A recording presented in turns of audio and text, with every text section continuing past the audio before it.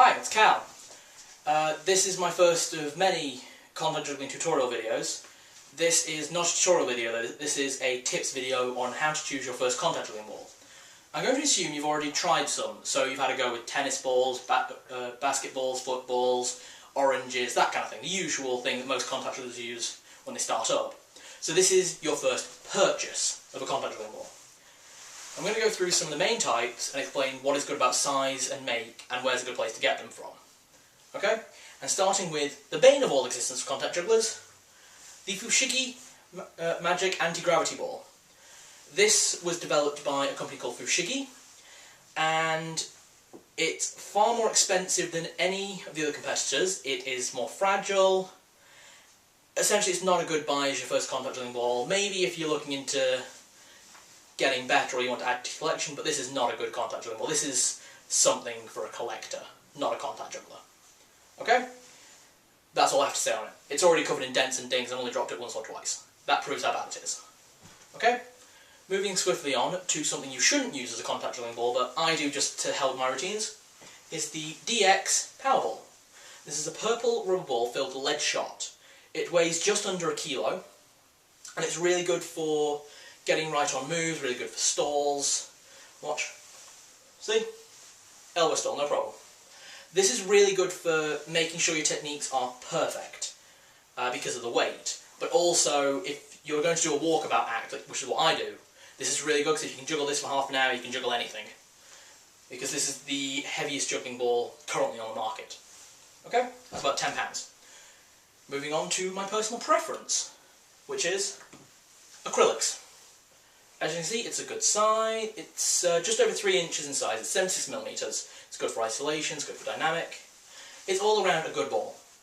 The acrylic makes for a really good display because you can make good illusions with it. As you can see with the Enigma, the Rise, and lower. But yeah, this is just all over a good juggling ball, and the size is good for most things because this is like the standard size for most contact jugglers. Because you can do dynamic routines with it that don't tire you out, you can stall with it no problem, and isolation still look good. Okay?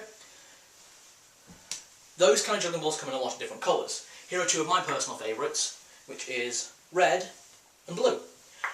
Now a lot of people ask me how much does the coloured ones cost more than the clear ones. They actually cost about the same. Most places will sell them for about £20, so you don't really have to worry too much about that. Home of Poi, I've noticed, do some of the really best deals on this kind of thing. But because they sell from New Zealand, you might want to... Depends on where you live. But Home of Poi are some of the best prices. Moving on again, there's something called a chrome ball, which I don't own, unfortunately, but I've had to go with it. It's about the same weight as an acrylic, but it's metal. That means that it's not going to burn anyone's house down, which is always an advantage in my opinion. But they're nice. As well as that, there's something called sil-ex, which is a rubber ball filled with silicone gel. It's not like the Powerball because it doesn't really add much weight, but what it does do is enhance your stalls. I had to go with one once and I could get the head stall, the elbow stall, everything 1 go, 2 goes at most. I don't like that as a juggling ball because of that. If you use that and you get good at a move with it, then it's unlikely you're going to be able to do it with an acrylic or something else, and they look better for stage work. Okay?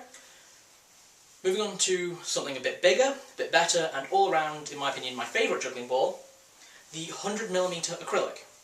It's just a bit lighter than the Powerball. It's perfect size for dynamic. It's good for everything, and it's really good when you want to do some body rolls as well. But yeah, these are all around a good ball. The problem is the price. Most places will sell these for £30. So, I wouldn't say this is a good starting juggling ball. Also, you're liable to damage yourself, your home. I actually dropped this in my family's kitchen at one point, and we had to replace all the tiles on one half of the room. That's how much these things damage. But this thing didn't take a dent, so it's pretty good. But here's the juggling ball you should start with.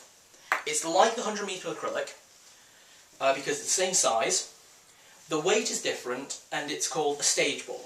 This one is made by the Varshay company, and they supply to most contact juggling retailers. These can be used for toss juggling, contact juggling, it's all that kind of thing. And these cost maybe 5-6 quid. So it's not much. That's like $10 in America. Not even that, I don't think, actually. Now these are good for when you're starting up because you can do all the tricks you can do with everything else. You can get everything right, as you can see. But you don't use these for stage if you're going to do that because of the seam. They kind of break your isolations a bit.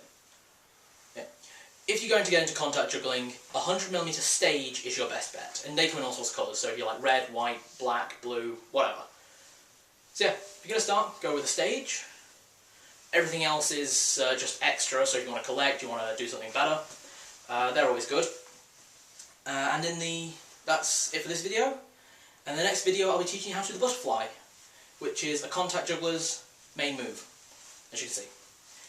I'm Cal, and I'll see you next time. Bye!